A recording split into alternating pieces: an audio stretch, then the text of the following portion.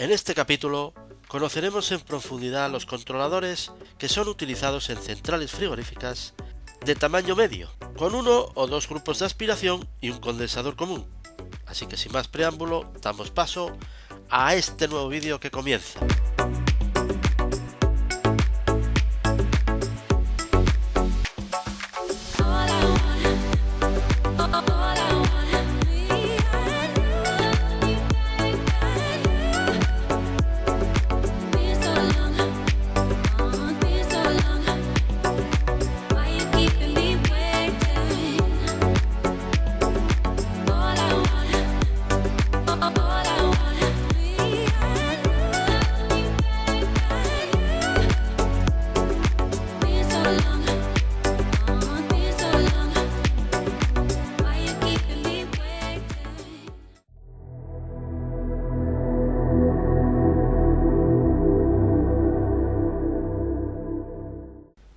Los controladores que vamos a estudiar en este capítulo son de aplicación en centrales frigoríficas del tipo uniaspiración, centrales compuestas por un colector de aspiración y un condensador común, o centrales del tipo multiaspiración, centrales con varios colectores de aspiración y un condensador común. Estas últimas bien con enfriamiento intermedio o economizador. En la imagen podemos observar el ciclo de funcionamiento de una central frigorífica uniaspiración, figura de la izquierda, y el ciclo de funcionamiento de una central multiaspiración, figura de la derecha, con economizador. En este capítulo no se abordará aquellos tipos de controladores que se utilizarán en centrales de CO2, centrales de tipo Booster, en cascada y centrales transcríticas, y tampoco aquellos controladores que gobiernen centrales industriales.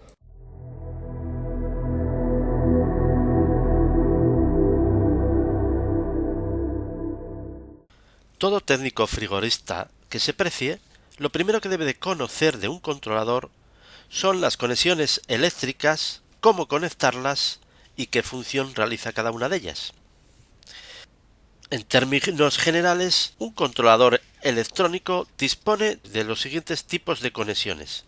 Alimentación. Los controladores necesitan energía para realizar sus funciones. Hay controladores que admiten tensiones de alimentación de 12 voltios, controladores que admiten tensiones de alimentación a 24 voltios, tanto en corriente continua y en corriente alterna.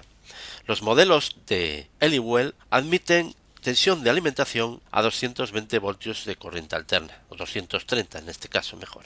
Para la conexión se utilizará, en el caso de controladores con alimentación a corriente continua, se utilizará una fuente de alimentación protegida a su vez con un interruptor magnetotérmico de uso exclusivo para la fuente. Si quisiéramos una mayor protección, podemos usar un fusible conectado entre la fuente y el controlador, tal como podemos observar en la figura. En el caso de que el controlador admita corriente alterna, con un transformador que baje la tensión de alimentación, que normalmente es de 230 voltios aquí en Europa, a la tensión de alimentación que requiere el controlador.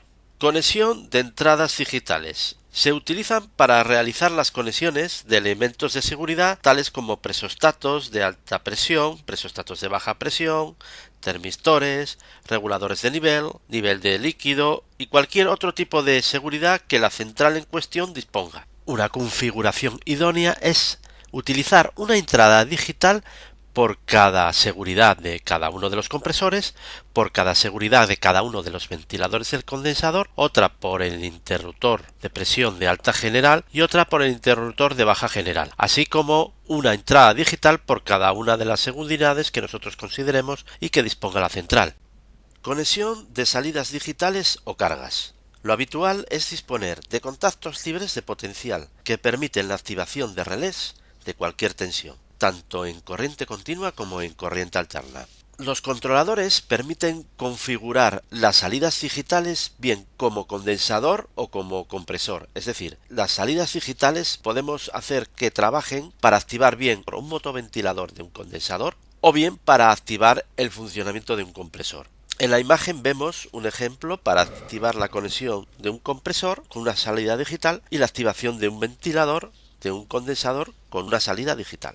Las salidas también pueden ser de otro tipo, como son salidas PWM, y estas se utilizan cuando se desea controlar la capacidad frigorífica de una central mediante compresores digital scroll. También las salidas pueden ser para activar alarmas, bien alarmas del tipo visual o tipo acústico. Conexión de entradas analógicas. Las entradas analógicas se utilizan para la conexión de sondas. El tipo de sondas más habituales son las siguientes: sondas de temperatura, y dentro de estas las más habituales son las del tipo NTC y PTC. El problema de usar este tipo de sondas es que la respuesta es más lenta que si usas sondas de presión o transductores.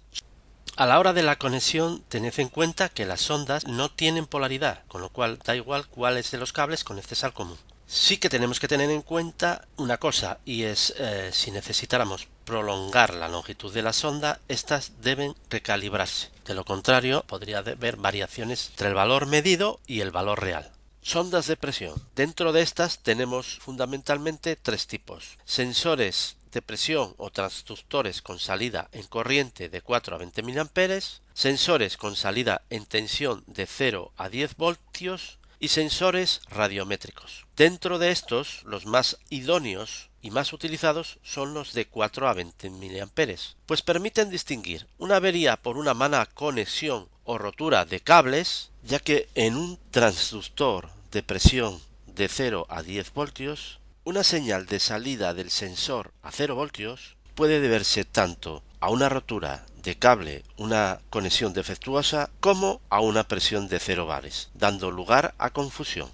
Sensores radiométricos. Son sensores con salidas en tensión de 0 a 5 voltios. Tienen el problema antes comentado, pero por el contrario son excelentes cuando entre la sonda y el controlador hay una distancia considerablemente larga, ya que al trabajar con valores de intensidad muy pequeños, las caídas de tensión producidas cuando la longitud de los cables son largos, utilizando este tipo de transductores sería muy pequeño y por tanto daría lugar a variaciones en la medición casi inapreciables. Se me ocurre el ejemplo de una central frigorífica situada en una sala de máquinas con un condensador situado en el exterior y del cual queremos obtener su presión de condensación. En la conexión de las sondas a la entrada analógica debemos prestar atención. Cada cable de la sonda debe ir conectado al bornero adecuado, de lo contrario la sonda no funcionará correctamente. Debemos hacer coincidir cada una de las conexiones de la sonda con su correspondiente conexión en el controlador, tal como podemos observar en la imagen. En ella se aprecia la conexión de una sonda de 4 a 20 mA que necesitan dos conductores y una sonda con salida en tensión a 3 hilos. Los controladores que admiten transductores radiométricos deberán disponer de un conector que permita la alimentación de estos a 5 voltios. Los tubos protectores que alojan conductores de las sondas no deberán alojar conductores de potencia, pues el campo magnético de estos puede falsear la medición. Se aconseja el uso de cables apantallados con el apantallamiento conectado a la toma de tierra para evitar que las influencias electromagnéticas falseen la medición. A la hora de elegir una sonda debemos de tener en cuenta que los rangos de presión deben ir acorde a las presiones del circuito. Los más habituales o de uso más generalizado son los transductores de 0 a 10 bares para trabajar con ellos en el sector de baja y los transductores de 0 a 30 bar para trabajar en el sector de alta presión del circuito frigorífico. Salidas analógicas. Podemos encontrarnos con salidas analógicas de 4 a 20 mA o de 0 a 10 voltios. En cualquier caso, estas salidas conectadas a un variador de frecuencia de un compresor o ventilador del condensador permite una regulación del tipo inverter o regulación proporcional integral derivativa. En la imagen tenemos un ejemplo de conexión. Comunicación. En líneas generales, todos los controladores se pueden conectar a un sistema de monitoreo mediante una red de conexión RS485, basada en un protocolo de comunicación Modbus. Mediante dicha red conectamos todos los dispositivos que queremos monitorear. En la imagen podemos ver un ejemplo de conexión a una red RS485. En ella los dispositivos que tienen conexión TTL necesitarán un adaptador de conexión TTL a RS485. Con esta estructura es posible obtener todos los datos que nos interesa monitorear a través de un PC remoto o cualquier otro dispositivo, teléfono o tablet con conexión a Internet o Wi-Fi.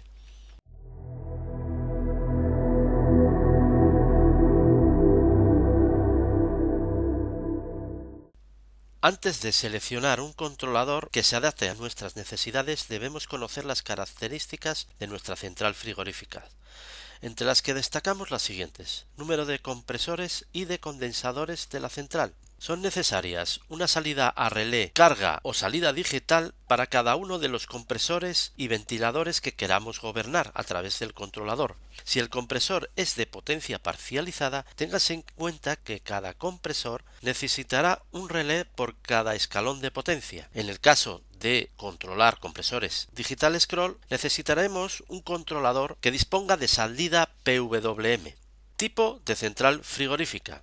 En una central uniaspiración se necesitará al menos una entrada analógica para la conexión de una sonda de aspiración. En cambio, una central multiaspiración necesitará una sonda por cada colector de aspiración. Además, cada una de las centrales, bien sea uniaspiración o multiaspiración, necesitará de una sonda para controlar la condensación.